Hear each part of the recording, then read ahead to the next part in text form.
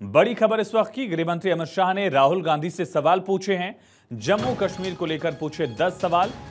कहा, सत्ता के लालच में बार बार देश की एकता और सुरक्षा के साथ खेलने वाली कांग्रेस पार्टी ने जम्मू कश्मीर चुनाव में अब्दुल्ला परिवार की नेशनल कॉन्फ्रेंस के साथ गठबंधन करके फिर से अपने मंसूबों को देश के सामने रखा है।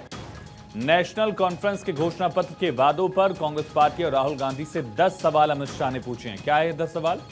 पहला सवाल, क्या कांग्रेस नेशनल कॉन्फ्रेंस के जम्मू कश्मीर में फिर से अलग झंडे के वादे का समर्थन करती है? दूसरा सवाल, क्या राहुल गांधी और कांग्रेस पार्टी धारा 370 आर्टिकल 35A को वापस लाकर जम्मू कश्मीर को फिर से अशांति और आतंकवाद के युग में धकेलने के नेशनल कॉन्फ्रेंस के निर्णय का समर्थन करती है?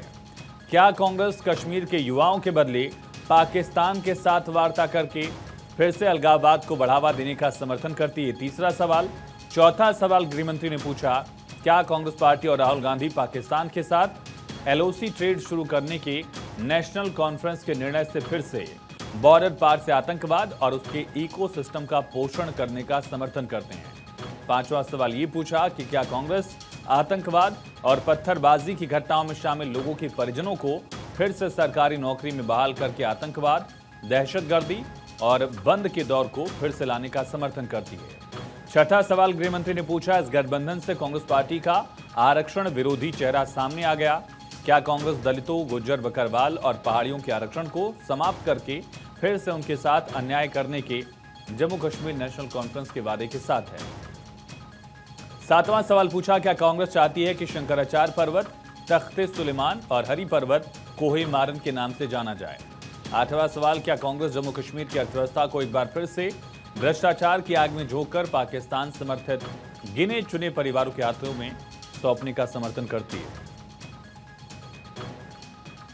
ज्यादा जानकारी के साथ हमारे साथ सहयोगी अक्षय राय फोन लाइन पर कनेक्ट है। अक्षय, बड़ा सवाल और इसको लेकर लगातार सवाल उठ भी रहे थे कि नेशनल कॉन्फ्रेंस के एजेंडे का कांग्रेस क्या समर्थन करती है। एक तरह से दुखती नब्ज पकड़ने की कोशिश बीजेपी अब कर रही है।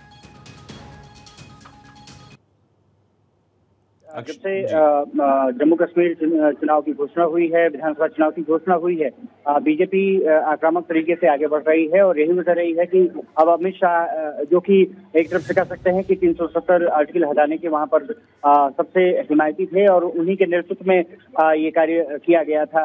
अब उसके बाद जिस तरह से चुनाव की प्रक्रिया शुरू हो चुकी है, चुनाव की घोषणा हो चुकी है, अमित शाह ने 10 सवाल कांग्रेस पार्टी से पूछे हैं, राहुल गांधी से पूछे हैं।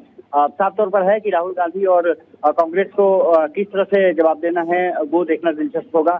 लेकिन कहीं ना कहीं जो नेशनल कॉन्फ्रेंस के साथ गठबंधन जिस तरह से कांग्रेस ने किया है, उसके बाद अमित शाह के ये सवाल कहीं ना कहीं कांग्रेस के सामने परेशानियां खड़ी करेंगे और सिर्फ परेशानियां खड़ी नहीं करेंगे बल्कि आने वाले समय में अगर चुनाव में जब प्रचार करने पहुंचेंगे अमित शाह, तो वो भी देखना दिलचस्प होगा कि किस तरह से वो जम्मू कश्मीर में बात करते हैं और फिर कश्मीर में बात करते हैं। जम्मू का इलाका निश्चित से कहा जा सकता है कि भारतीय जनता पार्टी अपने पक्ष में करने के लिए पूरा तैयार है। इसीलिए एक सवाल अमित शाह ने यह भी पूछा है कि जम्मू और जो घाटी के बीच में जो दरार डालने की कोशिश JKNC करती रही है, क्या उसका राहुल गांधी समर्थन करते हैं?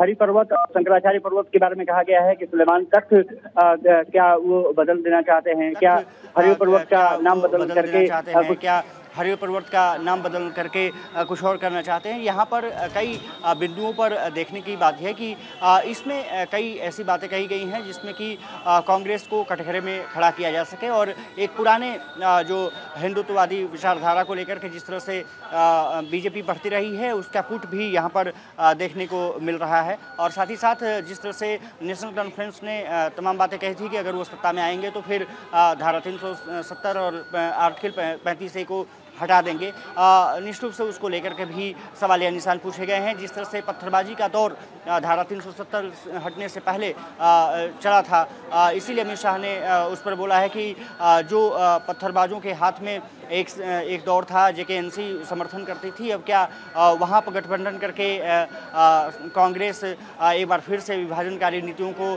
बढ़ावा देना चाहती है? कहीं ना कहीं जो 10 सवाल पूछे गए हैं आयुष, तो अगर उससे निष्कर्ष निकाला जाए तो एक तरफ से कांग्रेस को घेरने की कवायद, दूसरी तरफ जम्मू कश्मीर में अपने आप को स्थापित करने की कवायद के रूप में भी देखी जा रही है। बीजेपी चाहती है कि इस बार वो सत्ता में वापस आ सके। हालांकि पीडीपी के साथ उनका गठबंधन था, उसके बाद राष्ट्रपति शासन लगा और उसके बाद जब धारा 370 लगी उससे पहले ही पीडीपी से गठबंधन टूट गया था और राष्ट्रपति शासन लगाया गया था। 10 साल बाद जबकि अब चुनाव होने जा रहे हैं जम्मू कश्मीर में, ये सियासी जो वार है कहीं ना कहीं आने वाले समय में भी आपको ज़रूर देखने को मिलेंगे। अमित शाह ने आज जम्मू कश्मीर के नेताओं के साथ बैठक भी की है, जिसमें कि प्रभारी जो महासचिव हैं, जो चुनाव प्रभारी हैं, राम माधव, उनको बैठक में बुलाया गया था। इसके अलावा जिस तरह से कई बातें कही जा रही हैं, निश्चित रूप से आने वाले समय में बताया जा सकता है कि रविंद्र रैना लौटते हैं बने रहिए हमारे साथ और जानकारी आपसे लेंगे। हमारे साथ सैयद तजम्मुल हमारे साथ श्रीनगर से कनेक्ट हो गए हैं। तजम्मुल, बीजेपी ने बड़े सवाल दागे हैं, खास करके इस गठबंधन को लेकर सवाल है। क्या कोई प्रतिक्रिया नेशनल कॉन्फ्रेंस या कांग्रेस की तरफ से आई है और रणनीति क्या होगी? ये सवाल जो हैं ये बेहद ज्यादा वजन भी इसमें दिख रहा है।